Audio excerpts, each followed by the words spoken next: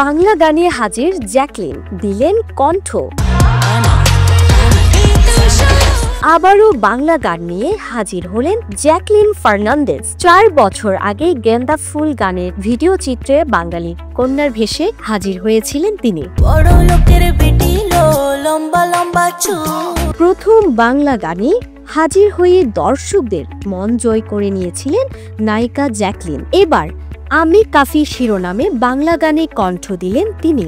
নারী দিবসে প্রকাশ্যে এসেছেন এই গানের ভিডিও চিত্র।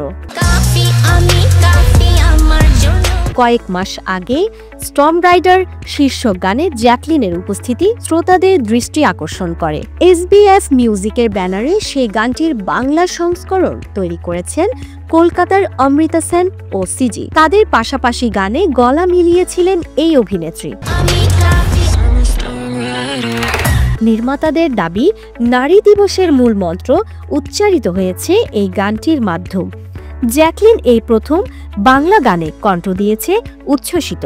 অভিনেত্রী বলেছেন, বাংলা সঙ্গীতের সঙ্গে যুক্ত হয়ে আমি আপ্লুত। এই গানটা আত্মবিশ্বাস এবং শক্তির প্রতীক। নতুন শ্রোতাদের জন্য তাদের ভাষায় গানটি তৈরি করতে পেরে আরও ভালো লাগছে। ভিডিও চিত্রে জ্যাকলিন ফার্নান্দেজ ছাড়াও রয়েছে কলকাতার রাজকুমারী কোকো, শতাব্দী দত্ত বণিক, ডিম্পল আচার্য এবং অঙ্কিতা সিংহ। সাফা মারোয়া, দ্য ড্রামা লাভার।